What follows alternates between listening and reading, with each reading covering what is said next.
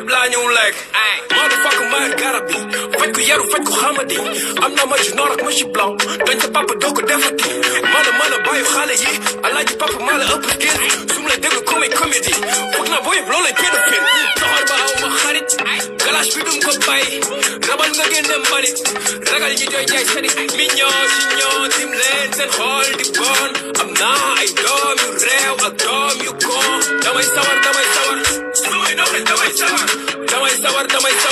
su may noxee damay sawar noxu boy jarul xalaat ma la feebar biiri xasan damay sawar noxu boy damay sawar boo dégloo ba fii moom sa xol a ngi bon jàpp ci kaani pàcc laa ci lingom oo laalul mi xanaa la ma mignon dooru di jël defet ci borom chignon booy wagga américain lu tax nga leetu mèche fi ñëpp am ju mbax fag sa yaramu neen xepp xippi laa lay laal woowee ma xale vitesse jox nañ la flow mais buñ weetee nigg man maa la teen damay sawar su may doxee damay sawar su may doxee damay sawar noxu boy jarul xadar ma la feebar biiri xasan damay sawar noxu boy damay sawar galab cere nga mën fen loola cerek meew album bi am na potentiel beew ko yow ma collecteur li ma yore dama leew salaf cere nga mën tuut li nga loola cerek meew nel papa jeel nel papa banks bayu xale yi wala alaaj père touche naa ay brique ñi ma doon sànni xeer jongu samedi dimanche jongu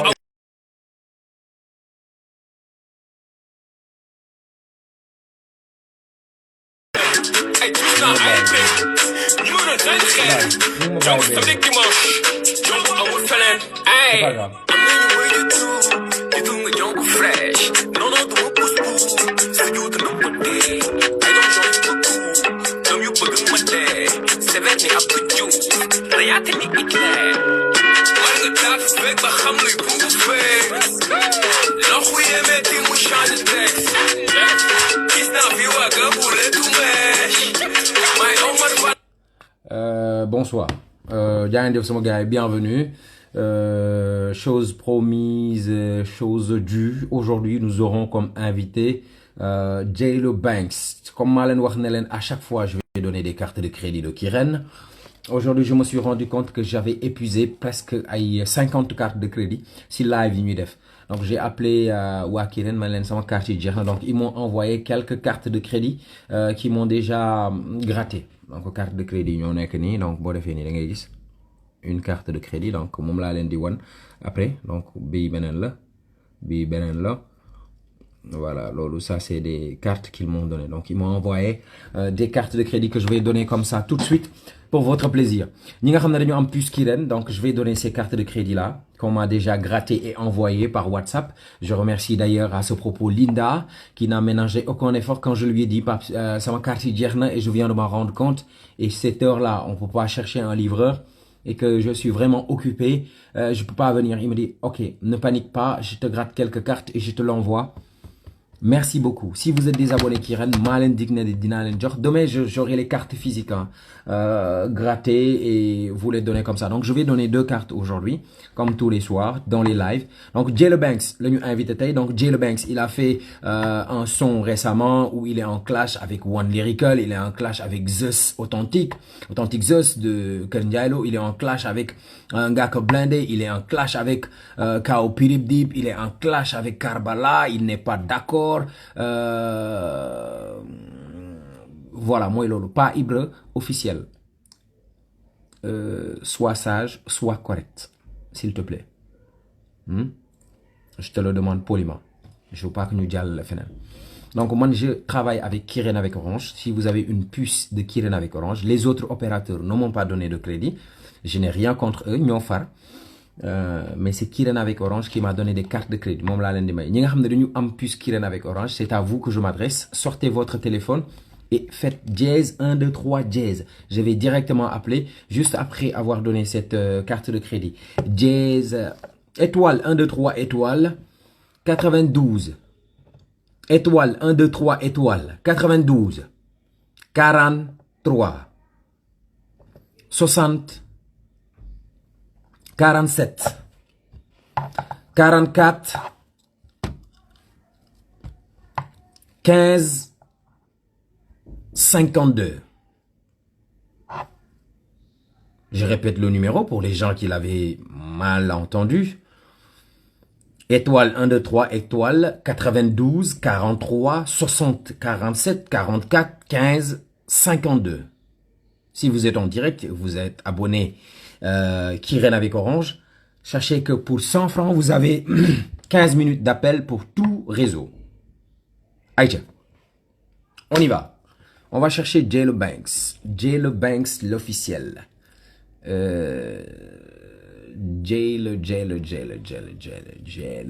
Jaylo.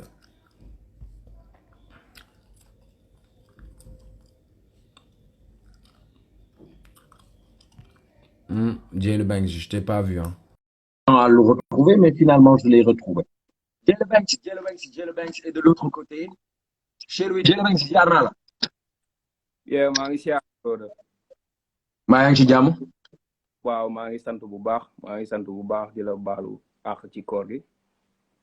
maa ngi lay baal di la baalu. Yàlla na ñu borom bi defal li gën ci ñun nangul ñu suñu koor. Yeah. Amiin. di baal képp ku ñu mës a tooñ rek ñu ngi lay jégalu ci koor gi daal. ñi nga mës a tooñ moom bëri na moom dinañ ci dégg dinañ ci dégg ñu bëri képp koo xam ne yaa ko mës a tooñ wala képp ku la mës a tooñ. waaw ku ma mës a tooñ ak ñi ma mës a tooñ ñëpp jégal naa ku ma tooñ maa ngi lay jégalu. D'accord. Pour les gens qui disent que xamuñu la Jaylo Banks, c'est normal wala c'est pas normal que nit di nekk si hip hop bi te xamul Jaylo Banks. munuñ ne lu normal la wala lu anormal la parce que munoo suivre hip hop Galsen te xamuloo Jaylo Banks quoi boo ko xamul rek mooy c'est juste que suivre hip hop Galsen carrément. waaw man noonu laa ko gisee ah. Bien. Muy baax. Jaylo Banks, tu peux te présenter de manière très briève hein, pour les gens qui ne te connaissent pas. yow yaa ngi tudd Jaylo comme un prisonnier quoi wala. non garde comme garde pénitentiaire. Garde pénitentiaire. mooy Jaylo te parce que damay dégg américain di ko wax to ama Jaylo. Banks bi moom lan la. garde pénitentiaire comme le gardien de son frère comme ki nga xamante ne ni tamit mi ngi gis nit nekk ci loo xamante ne c'est-à-dire mi ngi koy def te neexu ko wala mu ngi koy dund te neexu ko en tant que porteur de voix ñu wax ci en quelques mots loolu la quoi loolu moo taxoon ñu jël tur boobu Banks bi. mun nañ ne côté ego trip la rek diversité musicale bi may def et tout explosion. D'accord. Jaylo Banks. D'accord. Mais ton nom vrai, tu t'appelles comment en réalité? Mohamed Bass. Mohamed. Ah, je trouve que neex na de sell na de. Yeah, noonu la. sallallahu alayhi wa sallam. Démb dama laaj woon lyrical turam mu bañ ko joxe est-ce que du yow da ngay liggéeyaate sax. man mi. waaw. bu ma doon liggéeyaate du ma joxe sama tur. Mohamed Bass. D'accord. duñu ay mbëru lamb tamit. ça yoon nekk si ah. Donc tu as quel âge? boobu dama koy garder tamit baal ma garder boobu. da ko dem 21 ans. yaa. 21 ans. non dépassé naa loolu. 32 ans. egg goma foofu tamit. on va dire que tu es très jeune. D'accord. Bon, je te mets 26, je te colle 26 ans. Ok. Moi, je dis Jaylo Banks, du nom d'artiste de son vrai nom Mohamed Bass, âgé de 26 ans, habitant à Dakar Plateau, rappeur et par ailleurs, qu'est-ce que tu fais autre dans la vie? Lan ngay liggéey leneen lu ci sa life yow lu dul rap?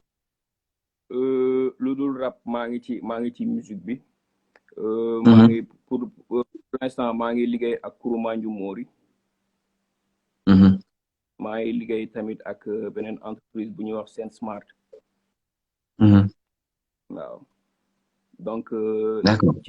ci li ma nekk génnul ci musique urbaine génnul ci musique bi quoi Mhm. tamit waaw D'accord. Donc, tu es toujours dans tout ce qui gravite autour de la musique, quoi. carrément D'accord. Donc, on va dire Jay Banks, rappeur, quoi. Artiste rappeur.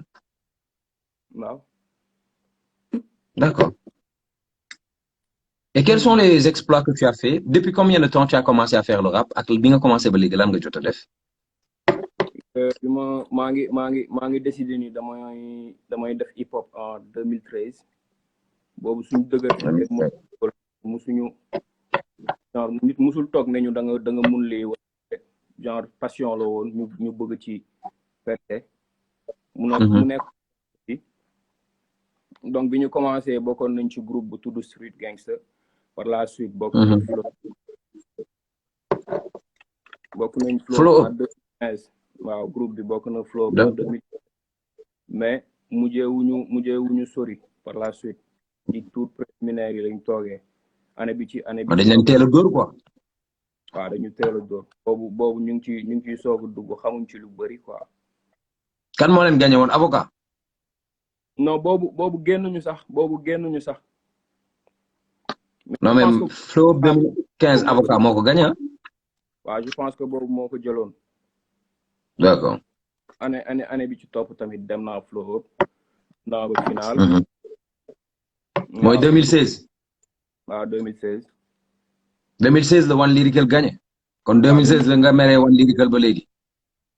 non pas 2016 laa ko meree parce que joxul trophée bi boppam jury bi moo ko jox te dañuy respecter décision wu jury bi mais ku nekk am nga. mais jury bi duñ ko jox nit parce que daf ko neex rek daf leen neex rek mais dañ koy jox nit parce que jury bi dañuy juger si kii moo gën a toj kii moo gën a rap kii moo gën a taqe. waaw loolu moom du à chaque fois loolu logique boobu mooy daw fii Sénégal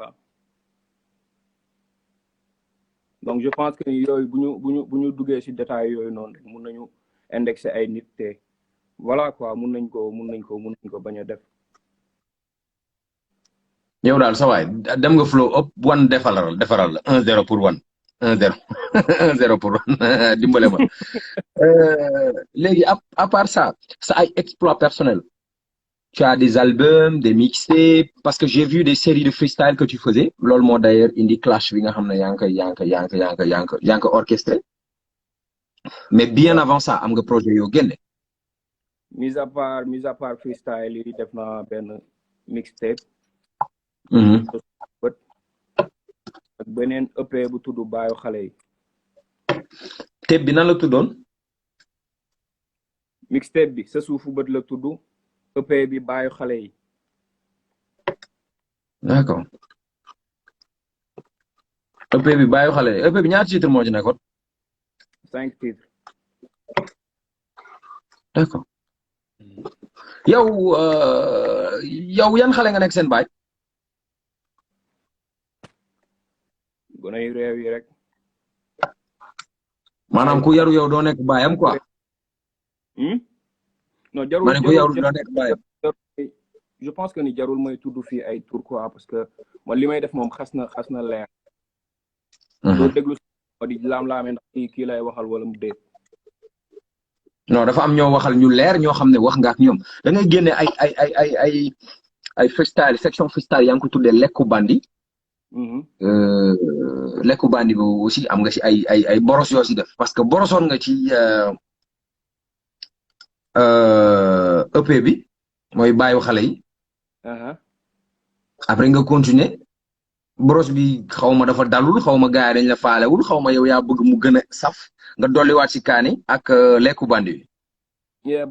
ban boros si baayu xale yi. non baayu xale yi kay boo ko waxee loolu rek boros bu njëkk bi la. waaw loolu ego trip la quoi mun nañ ne provocation la tamit. mais ego trip du da nga ne du da nga ne da ngay wax ak kii directement ni diw laay waxal. parce que ego trip moom à chaque fois bu safee rek ki koy déglu moom bu fekkee rappeur la dina ci bu ci gisee boppam tamit wuyu dañuy xam ne. ci bopp la nekk. parce que tamit. parfois di nga bind loo xam ne wax ak nit ki mu jàpp ni moom ngay waxal. d'accord loolu tamit. loolu yéen moom ngeen tuddee ay pic. bàyyi xale yi ego trip la pour commencer. ego trip moom ça mais ego trip dafay am ay pic. waaw dafay am ay pic mais son boobu moom xëy na yow nga génnee pic bi. non son boobu kay lépp pic la parce que bi ma la laajee léegi dama ne la kan nga yan xale nga nekk seen baay nga ne ma xale yu réew yi donc ce qui veut dire que am na ñoo xam ne classé nga leen ci sa xel bi. waaw parce que dama ne. d'accord léegi bi dama ne bàyyi xale yi am ñu réagir. waaw ñi réagir ñooñu noonu. d'accord. waaw noonu la fa demee tout tànk yi ñoo réagir. sa doom yi ñoo réagir quoi. doom yi ñoo réagir vrai colossar nga au passage vrai colossar nga. mais beneen affaire sa signon bi ngay def nii lan la.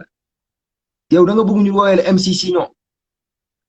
waaw dégradé bi laa yar ba karaw bi bëri rek mënatuma ko bàyyi mu taxaw noonu quoi ma ne bàyyi mu def ci benn fil mu gën a swag.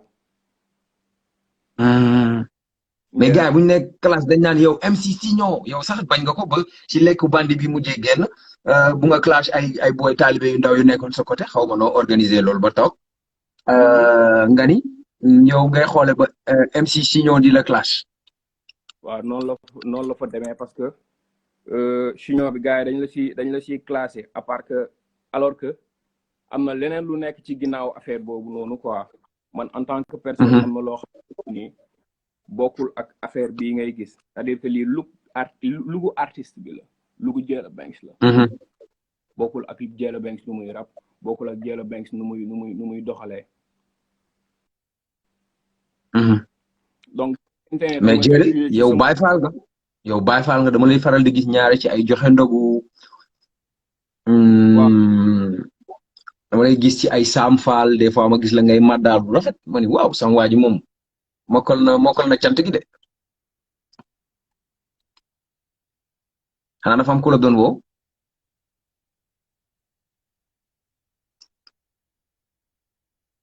allo Jella.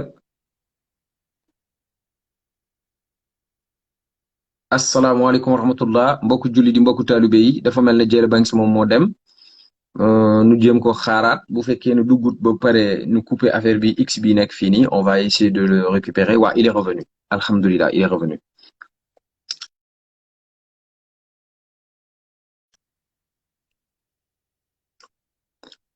Voilà, Jella vient de quitter le direct, donc je vais le rechercher, je vais le relancer. Voilà, au plaisir. On a du temps. On a 38 minutes encore à passer ensemble. On a 38 minutes. Jella Banks is back. Alors, on va aller rechercher Jella Banks. On était en train de parler de son apparence, de son look, de sa coiffure, cette tignasse. am naa ko ma gis de yee mat mes vidéo man defu moon Signon man dama doon lettu man je me lettuisé mu ne ma c'est kii ne mu ne yow dafa nga mbokk yi fa tabarakallah ñu delluwaat ci waxtaan bi Jella yaa ngi may dégg bu baax. waaw parce que man clash ma amulul importance M6 parce que M6 boo demee bay clash da ngay clashante ak sa morom M6 man boo ma clashé li nga si sonn moo ëpp li nga si gagné quoi parce que man boo ma clashé kenn xamuma man kenn faalewu ma donc du coup M6 yi bu ñu lay clash dañuy faral di wax MC Signon yaa ngi mignon après nga may clash. Tu as un peu donc. loolu mooy cette apparence là est-ce que ça te dérange wala tu l'assumes complètement. non ça me dérange pas. man maa ko def quoi du nit moo ma ne defal look bi xëy na nit yi wax si wala quelque chose d'autre man maa jël décision def ko award ji bi may dem dama ko tent ba mu weex donc du nit laa ci sóoraale wala dara c'est mon look à moi en tant que artiste am na liberté wu def lu ma neex ci sama bopp. donc ça n'a rien à voir avec ça n'a rien à voir avec musique bi may def et tout et j'assume sama look bi te daf ma neex aussi look bu ma neex la yeah. maanaam follow you on Instagram et je vois de temps à autre da ngay dugal ay photo yoo xam ne da nga ci wane ay Baay Faal bu taxaw yor karaafu café di séddale ndogu di laxasaay des fois ma gis la nga am nga madda des fois ma gis la nga nekk ci ay Sam Fall wala ma gis la nga jàpp daaj yoo xam ne waa ëxlu bi rek ñooy comprendre ma ne waaw sum waa ji moom der la de c'est pour recruter beaucoup plus de fans wala c'est vraiment sincère à ton niveau le bayfalisme. ñun depuis bi ñuy nekk xale Sëñ Tuubaa dafa musu nekk suñu xam du loo xamante ne dañu koy tricher wala dañ koy ñoddi am ci public wala teet parce que maa ngi màggee koñ bu ñu naan Niayes Thioker Dakar Plateau donc mu nekkoon koñ boo xamante ne sëñ Modou Kara dafa teeloon samp base quoi mu teel a am ay baay daal gaay da taxaw guddi ajuma maanaam boo nekkee xale dugoo si sàppe yi da ngay taxaw si wet bi ñun loolu la ñu màggee quoi ñu teel a dem tamit commencé di màggali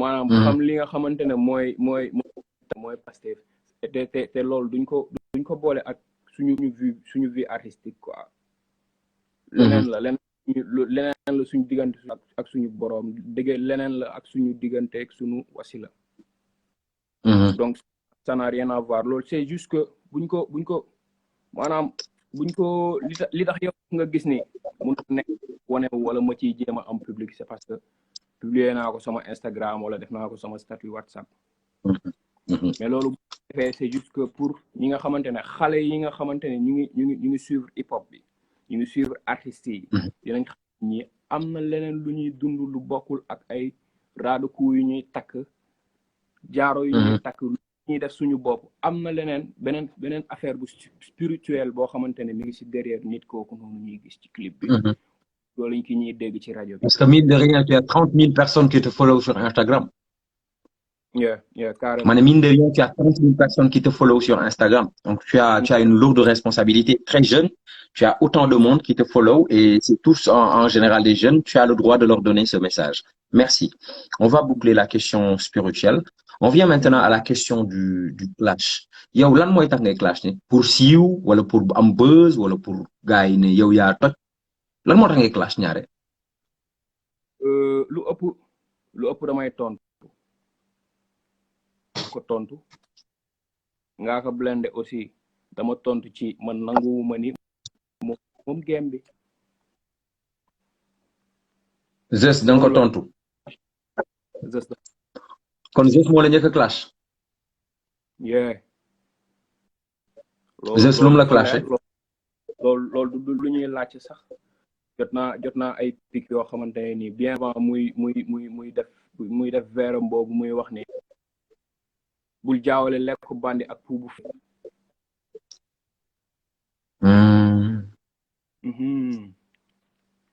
moo tax ma ne ko kon lekku bandi bi yow da nga jàpp ne yow yaa ko moom mais lekku bandi waxu mbedd la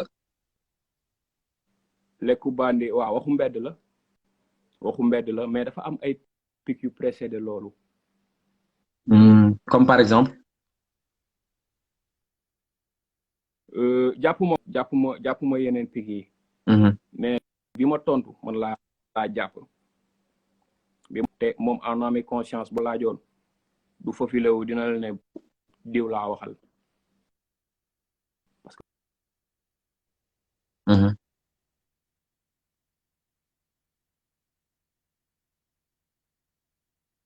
Wow, c'est le moment où ça devient intéressant que ça doit pas me faire ça la connexion.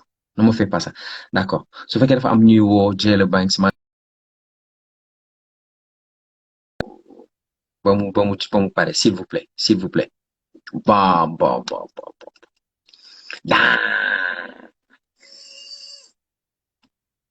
C'est au pile au moment où j'en avais le plus besoin qu'il est parti.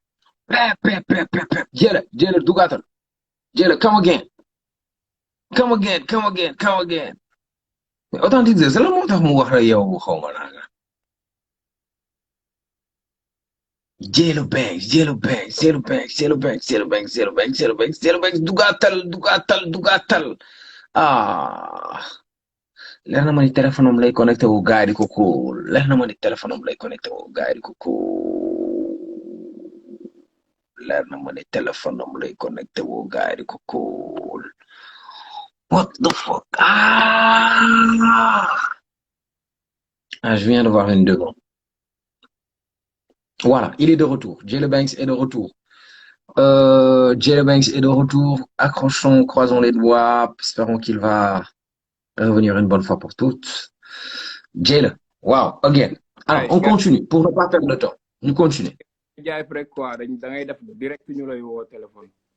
Billahi, non mais grave, c'est pas grave, c'est les aléas. Ciao du jib. Léegi ñu continuer. Si Zeus bi mu waxee lekku bandi, xawma du nanu fake yow loolu moo tax nga tontu Zeus. hip hop Galsen instant lekku bandi xel yi day def Jailer Banks. D'accord. njëkk na wax ni damay wàññi sa lekk ni weeru koor. D'accord. Yeah. moom kon Zeus da lay yónnee ay moom Zeus daf lay yónnee ay pic quoi. Yeah. En Zeus mooy waga. ñi di bàyyi xel ligne par ligne ñoom xam nañ nu mu demee. sama zaar gi nag ay naxa lañ dañuy dégg son bi mu neex rek ñu naan ko boy sa son bi punchline yi nice na te xamuñ fan la punchline bi nekk ñun moom suñu zaar gi day dof lañ mais donc yow tu n'as pas hésité à nommer directement Authentic Zeus. Non, hésitation de duñu hésiter te nommé wu ma ko sax moom xam na ñii di déglu xam nañu baar bi mu wax laa ko tontu dama ko ne nga taatu feeg ba xam luy puubu feeg ñun xamuñu luy puubu feeg ah déedéet bi ñuy commencé jaamiru. D'accord lañ nekkoon. non dinaa ñëw ci jaamiru parce que am na loo ma ko war a leeralal loo xam ne yow dund nga ko fa man fekk naa la jaamiru ngay tëgg bit ñu présenté ma la c'était pour la première fois ñu gisante d'ailleurs. mais Ngaaka Blindé dafa wax bii game Ngaaka ko moom game bi Ngaaka mooy kii ko moom. yow da nga ñëw nga ni maay papa xale yi ego trip la Ngaaka am na droit def ego trip mais c'est pas une raison nga koy clash à moins que mu nekk cherche buzz utum buzz. bi ma nee man la papaay xale yi amul ñu dal sama kaw am na ñu dal sama kaw. kan moo dal sa kaw. du jeex c'est-à-dire que man du ma def promo wu beneen artiste di jaar ci turam wala affaire yooyu ku dul ni war naa wax ci moom mais boo duggee YouTube nga xool clash Jailer Banks yi du jeex jël nañ sama bopp teg ko robb jël nañ sama bopp teg ko ci tout mais man damay pare xam ne léegi man maa pare woon pour def ko man maa pare pour gars yi wax ci man maa exposé sama bopp kon genre donc moom bu ne bii game moom moo ko moom te man ma bañ ni bii game moomu ko parce que j'ai vu que ni le niveau dafa bas parce que bi avant muy dugg jeel kon dama ko koy wax. en tant que pénitencier da ngay ñëw en tant que jailer da ngay ñëw nga wax ki nekkoon jail ne ko sa niveau dafa bas bi nga génne. ne ko doo les gens qui appellent Jailer Banks aussi.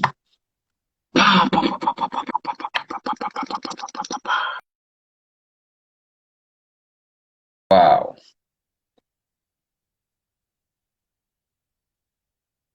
Je suis vraiment navré, hein. Je suis vraiment désolé. Punaise. C'est chiant, hein. Les gens qui appellent Jailer Banks, si Dieu vous voit, par qui Rasoulay, vous allez mourir un jour. Et vous irez directement en l'enfer. Par qui Rasoulay. Damn.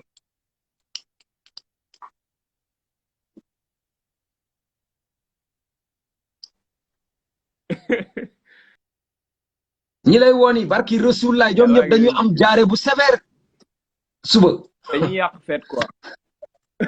non dañuy yàq noos bi ñu ngi noos yaa ngi teg mu ngi nice gars yi ñu ngi cons après am na ñu bëri ñoo xam ne instant yi duñ ko mun seetaan par exemple rappeurs yi nga clashanteel instant yi duñ ko mun seetaan mais après buñ ko posté dinañ ñëw ñoom ñu xool yow lan nga leen waxal après ñu préparer la parce que je sens que il faut que du clash pour hip hop neex man clash bi may bañ rek mooy clash bu ñàkk teggin clash bu ñàkk taalube clash boo xam ne da ngay jël seen waajur yi di saaga affaire yooyu j'aime pas mais le clash hip hop ma parlant j'aime bien moi je trouve que c'est une bonne communication nga nekk si kaaw Ngaaka Blindé yow Ngaaka Blindé tu penses que moom moomul game bi yow nga xamal ko tu lui as fait savoir mais man démb rek laa fi invité One Lyrical te clash nga ko One Lyrical nee na du la tontu ay clash bi nga ko clash ree la ko def. ah mais ree la ko mun a def ree la ko mun a def sama waa ji.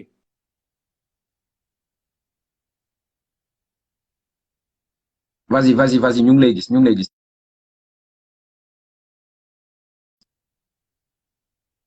ah. parce que borom Tuuba am na ñoo xam ne billahi jaare la ñu yoon biir buy daw di daw pap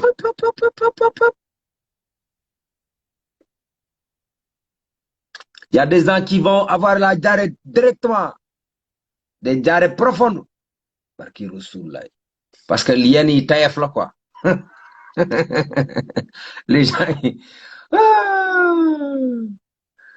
non mais qu'une personne il parle il est concentré sur son propos et toi tu appelles mais yow jël ñi lay woo xanaa dañ la bëgg a ruubi yéem la ma de.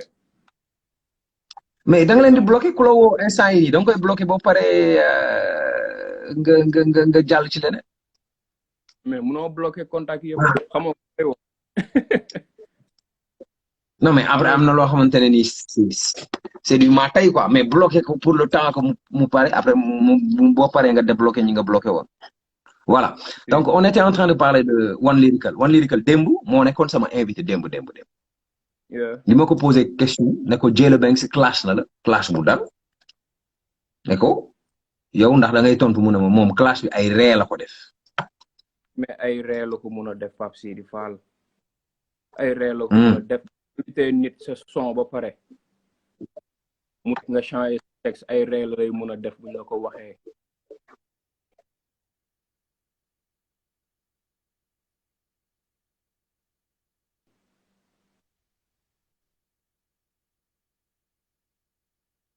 amul vas-y continue.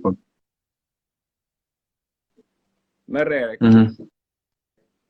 na ko jàpp. d'accord yow léegi kon wan bu tontuwul yow graaw parce que yéen rappeurs yi aussi am na yow ñoo xam ne dañ la clash doo leen tontu parce que da nga jàpp ne ñooñu nga clash leen amalu la importance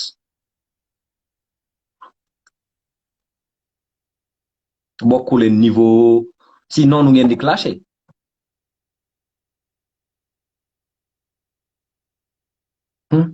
dem na Sëriñ Saaliwu Mbàkke ñi di koon yow mi ñu defal gën fa yëkkoon gaawe nu ngir sa yërmande ne ci Yàlla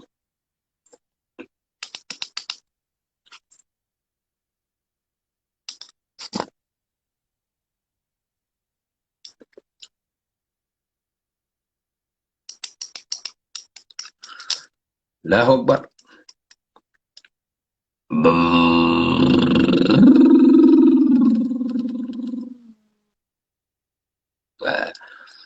Jay Banks nooy moyto sono rakoroseko Jay Banks nooy moyto sono rakorose Jay Banks nooy moyto sono rakorose Jay Banks nooy moyto sono boloke.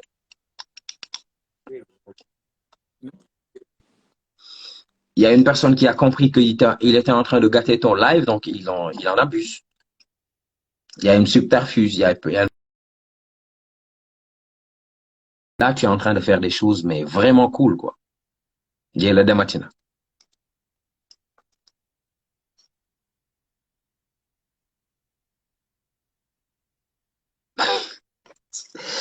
Yaay boy, li lan la nii lu tax nga bëgg mama yi ku ma gimbul bye boy ay li lan la nii. Jay Banks est de retour, on va aller le chercher. Je pense que cette fois ce sera la bonne parce qu'il nous reste juste 20 minutes.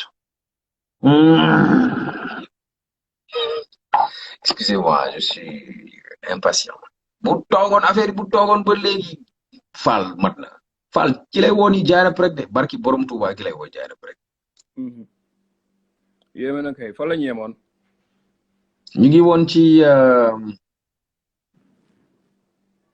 man sax xamatuma fan la ñu yemoon ñu ngi woon ci bu la One Lyrical tontuwul comment tu vas faire mani am na ñoo xam ne yow clash nañu la te yow doo leen tontu parce que da nga jugé na seen niveau ak yow tolloowul est-ce que du loolu moo tax wan ne du la tontu parce que dafay gis ne moo la gën a baax diil moo la gën a taxaw whatever. yeah mun na jël position parce que du nit ki moom mooy choisir ndax dafay tontu si clash bi wala du ko tontu mais dafa am ay affaire xamante ne nii moom bu leeree ba leer boo tontuwul da nga daw I'm telling you boo tontuwul da nga daw kon wan dafa daw Ngaaka dafa daw wala dafa tontu gaay daal baay ñu ngi noonu man maa ngi nii samay xiir laa yore boo lu ñëw ma dóor la bu gën a saf nga tontu wala nga bañ a tontu man calculer wu ma loolu parce que j'avance sama musique maa ngi koy def ci nu mu gën a neexee nu mu gën a rafetee donc du ci clash yi nii la ñuy la nga am wala déet mun nañ leneen lu dul clash. Authentique tontu na. jarul muy tontu du moom moo njëkkoon def dara maa tontu.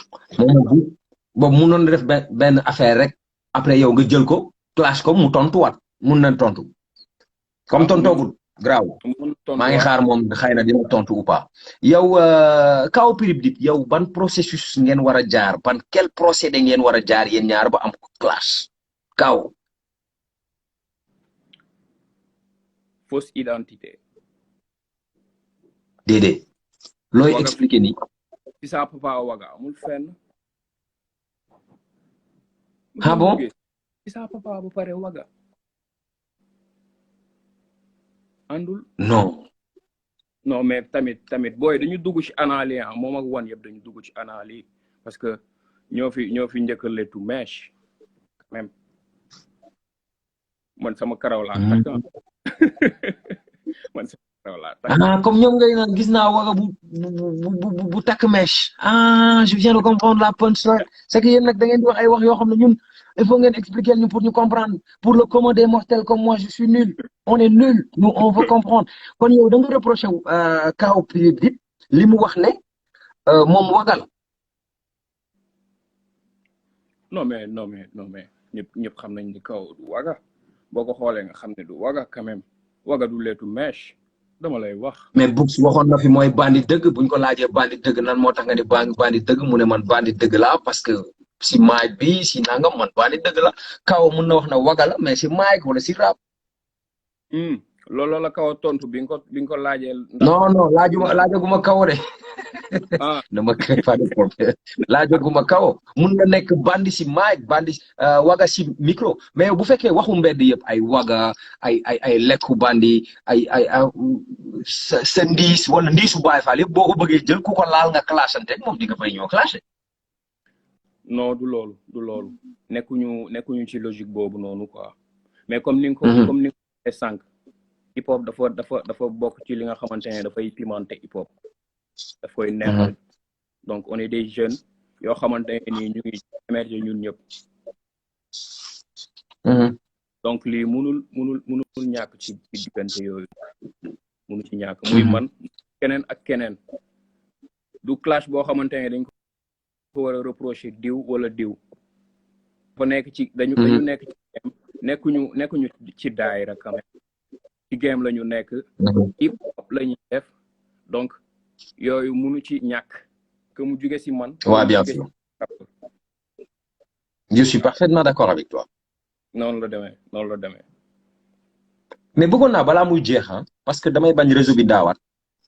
yow lan moo la jëlee ci Jahmerue Empire parce que defe naa Jahmerue foo la fekkoon ngay programmer ay beat yow da ngay tëgg ay beat. non. wala dama doon prisel gars yi rek. dama doon prise waaw. dama doon prise parfois parce que la plupart ñoom bëccëg bi ñoom guddi gi lañ doon job quoi. ñi si ëpp membre yenn membre yi léegi bëccëg bi duñ fa nekk dañuy nekk si yeneen occupation donc clients yi doon ñëw bëccëg bi la plupart maa leen doon jël wala yeneen boy yi. noonu la demee. D'accord. D'accord. Alors Jahmerue, toi tu as entendu quelque chose. ku xam Jahmerue égalel si sa raisonnement. ku xam Jéela moom ku njëkk a xam maanaam ñu njëkk a xam Jéela Jahmerue lañ ko xamee quoi amee defee naa fa sama initiation bu yaatu maanaam jàngee naa fa lu bëri quoi amee naa fa expérience tamit am naa fa ay conseils yu am solo yu may servir ba léegi nii donc waaw loolu la lan moo nekkoon sa question. dama dégg nga ni dafa am lu Karbala wax loo xam ne bëggoon nga ci indi ay clarification ci Jahmerue lan la Karbala wax déjà loo xam ne dëppawul ak ni nga ko déggee wala ni nga ko dundee yow. def na live ak rap 221. MBT maa ngi koy nuyu. waaw maa ngi koy siyaar aussi. yu mu fa wax yu la concerné yow. yu concerné Jahmerue. lan la. pour commencer damay wax ci turu Jahmerue damay def ay éclaircissement.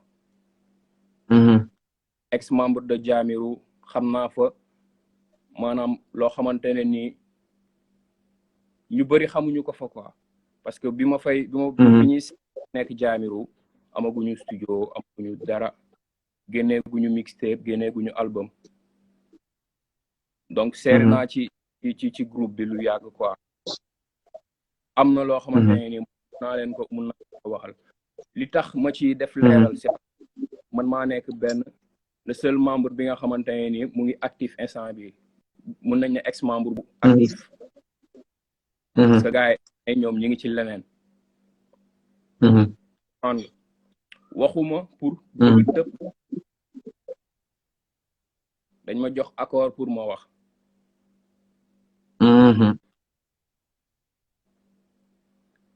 Jahmerue d'accord musuñu seetaan Karbala loolu il faut que mu kon Karbala dafa ne Jahmerue dañ ko seetaan dañ ko seetaan wax na ni tamit clash yu dib bi gars yi bëgguñu woon génnee clash bi et tout te maanaam am na ay lyrics yoo xamante ne ñu ngi ci biir clash bi te jugewul ci moom yenn yi juge na ci Stan yenn yi juge na ci Zou donc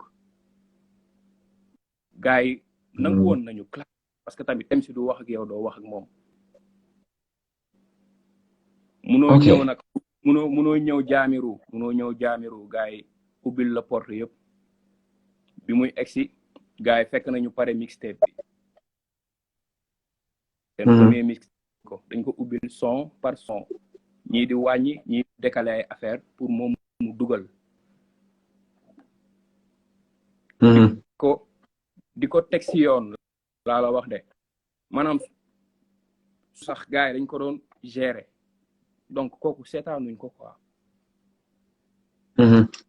kon gars yi ñu ngi ko doon jàppale Sénégal bi yëpp mënuñ la xam grâce à Jahmerue nga toogaat si média yi wala ci internet bi di wax ne Jahmerue dafa mais bi muy clashante ak Dip ban public moo nekkoon ci ginnaawam di pousser ci net bi di saaga publicu Jahmerue kon dafa am booy clash public bu nekk sa ginnaaw pour saaga yi non mais loolu mënul ñàkk ci net bi loolu mënul ñàkk ci net bi ci net lay nekk gars yi dañuy dugg sa page dugg sa photo saaga la inbox la saaga la mu yow yaa exposé sa bopp donc moment boobu moom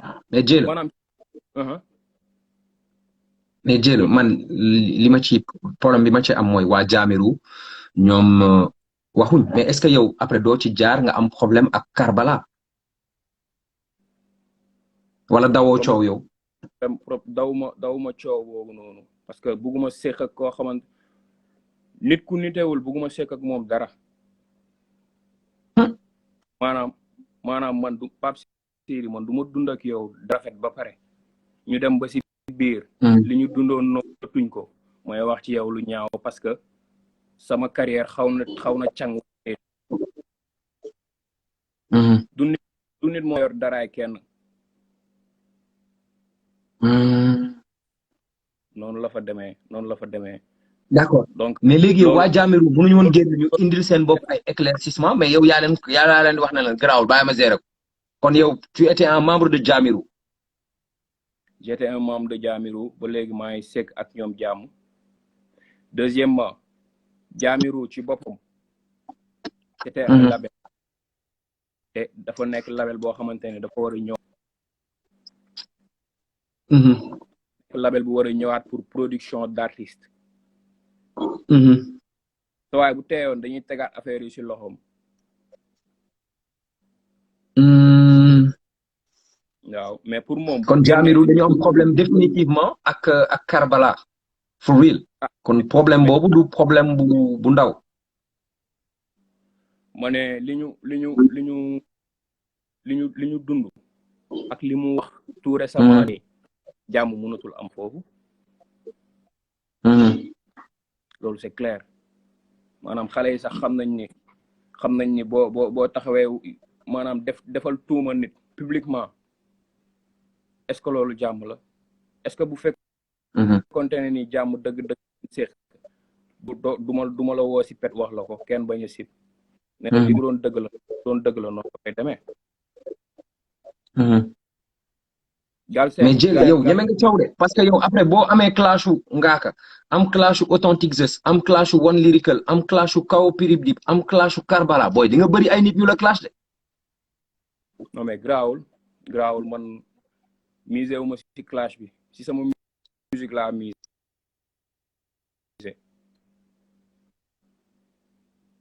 c'est juste que je ne me laisse pas faire rek mais ci sama. D'accord. Au-delà de ces querelles, on est en période de confinement ou de autoconfinement avec le coronavirus. Toi, en tant qu'artiste,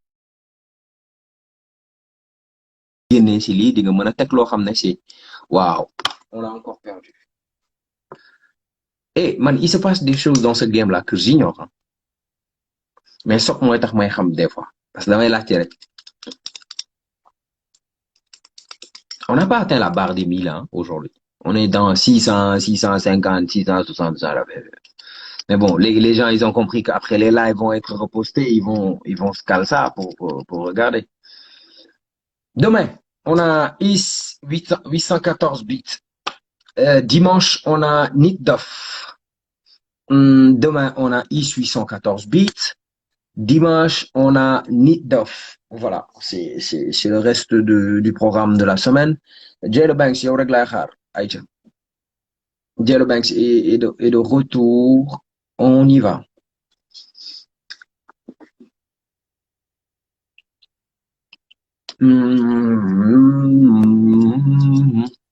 Voilà. Jello, on a mis le point sur quelques réglages. Si ay artistes yoo xam ne yaa ngi nekk ak ñoom en clash am benn boo xam ne moom c'est pas toi que ça concerne directement mais tu as tenu à faire un témoignage wala bokk benn mbir boo xam ne dund nga ko fekke nga ko mooy le cas Karbala avec Jahmerue tu as vraiment tenu c'est pas pour toi directement mais da nga amoon opportunité wu wax ci ce point de vue donc ñu jàll ci loolu mais ta carrière en tant qu'artiste quels sont les bails, quelles sont les choses à venir pour ta carrière?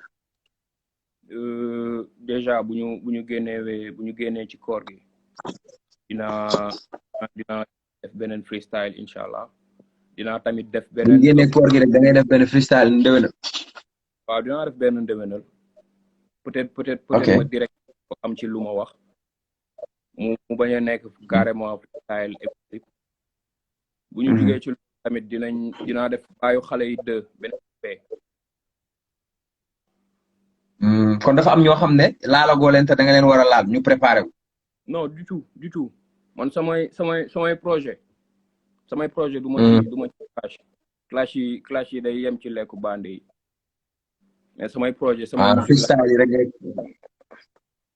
sama projet moom sama musique laa ci promouvoir li nga xamante ne moom laa mun ak yi ma dab ci yoon bi te ma bëgg ko woon grand public bi yooyu laay def ci samay projet waaw noonu la demee bàyyu xale yi mi ngi ñëw après koor gi na ko gars yi xaar ci beneen façon boo xamante ne bokkul ak li ñu lay won nii ci ego trip yi dinañ def musique boo xamante ne dégg guñu ci ak beneen style boo xamante ne dégg guñu ci. d'accord yeneen rappeurs yi dañuy xool ñoom naka la ñuy def ba gars yi boole leen ci ay par exemple ay marques yu mag di leen signer ñuy am ay marques yoo xam ne ay égérie lañ am ay spectacle yu mag yoo xam ne dañ koy tegal seen bopp wala ñu am par exemple waaw spectacle ak ay marques yoo xam ne dañ leen di accompagner wala ñu am ay label yu mag yu leen signer yow ci ñett yooyu ban nga si waaj ban nga si am wala ban nga si waaj a am wala ban nga si nekk dans le futur dans le proche avenir. pour le moment maa ngi liggéey ak Nafi Touré. Nafi Touré. moo nekk labelu xumaan bi. Nafi Touré dama foogoon ne Nafi Touré nga wax Nafi Touré laa foogoon nga ma wax Nafi Touré wax nga dëgg. maa ngi Nafi Touré ci xumaan. d'accord ñoom xumaan. waaw te moment bii nii waroon na fekk ñu def ay spectacle aussi mais comme que feebar bi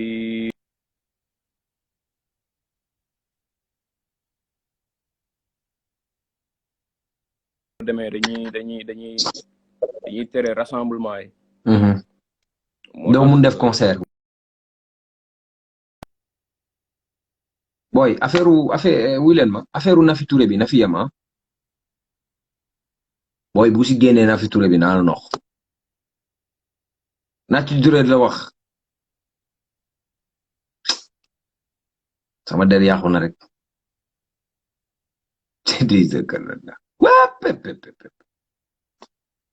Nafi Touré bi de dinaa ci am problème bu mag loolu moom leer na ma moom. Allahu akbar.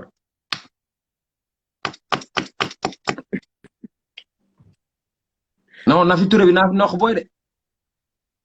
Nafi Touré. waaw Nafi Touré nga wax man ma dégg Nafi Touré ma naan kuy Nafi Touré. booy moom lañ may jàpp kaññi. parce que borom doole bi dinaa ci duma ko ne. mais c'est bon alors on était en train de parler de yaa ngi ak Nafi Touré yaa ngi liggéey ak ñoom est-ce que am nga benn marque booy waaj a liggéeyal wala booy liggéeyal ci benn. amaguma loolu. amagoo marque spectacle yaa ngi waajal mais ak confinement bi c'est pas possible avec le corona.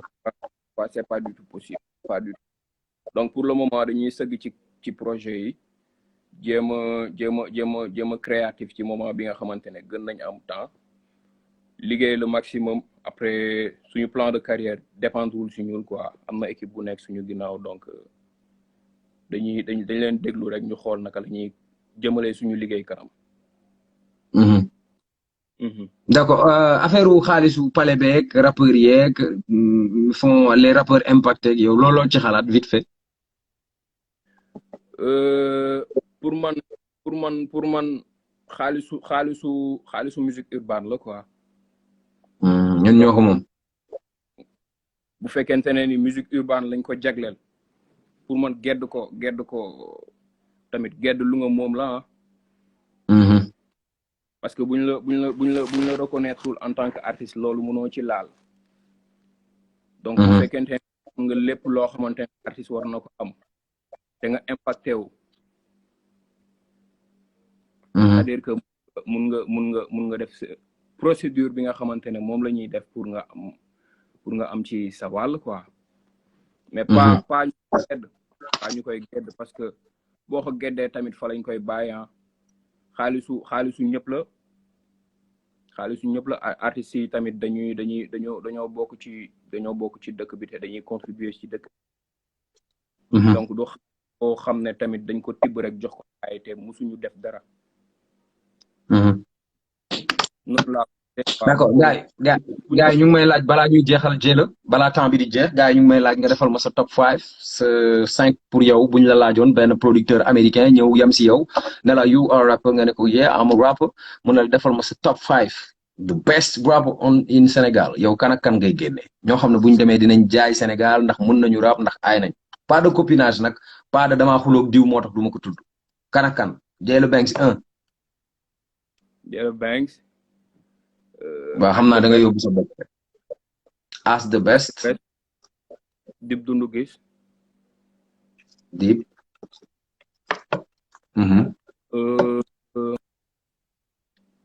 OMG. wax nga ku mën rap. Dernièrement Is 814. Is moom laa invité suba. waaw ndaanaan la. yow classe boo Is wala yow loo classe. non mais du ñu tëb rek di clash quand même. d'accord donc top 5 meilleurs rappeurs Sénégal. Jayla Banks as the best Dip Doundou Guiss OMG Is 814. One Lyrical aay na de ngaa ko aay na aussi. One Lyrical aay na ngaa ko aay na Elzo aay na Elzo aay na Akhlou Brick aay na. waaw mais yow ñooñu ñëpp nga tëb.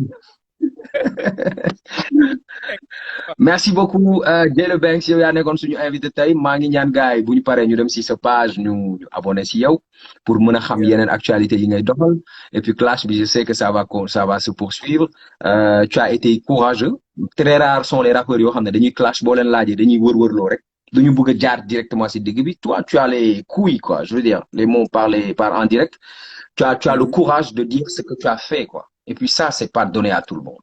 Moi, je te considère parce que tu n'as pas peur de dire ce que tu as fait.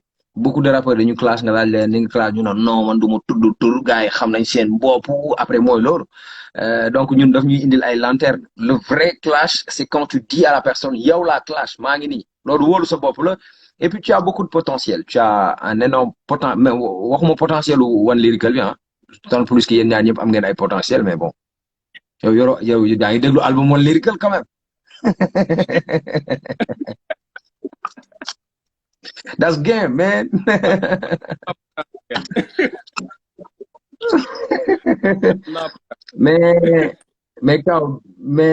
mais Jayla bëggee naa la bu baax. waaw kontaan naa Pape Sidi émission bi rafet na rafetlu naa ko aussi mi ngi dundal hip hop mi ngi tourner affaire yi tamit donc gars yi ñu ngi am ay actualité ñu ngi ni artistes yi tamit envers ci at donc dafay dundal hip hop te bii ni ñu toll maanaam lu baax la ci quoi. dinañ ko gën a yaatal dañ koy gën a xool ba xam nan lañ koy gën a defee mais Jayla bëggee naa la bu baax xaaral ma jox sama gars yi benn carte crédit balaa may dagg direct bi parce que bu defee 1 heure pile day dagg Jayla merci beaucoup d'avoir répondu à mon invitation ça a été un plaisir pour moi de te recevoir. jaajëf pour les abonnés de Kirène avec Orange si vous avez votre téléphone à côté de vous prenez étoile 1 2 3 étoile 92 43 60 non bi joxe woon naa ko non étoile 1 2 3 étoile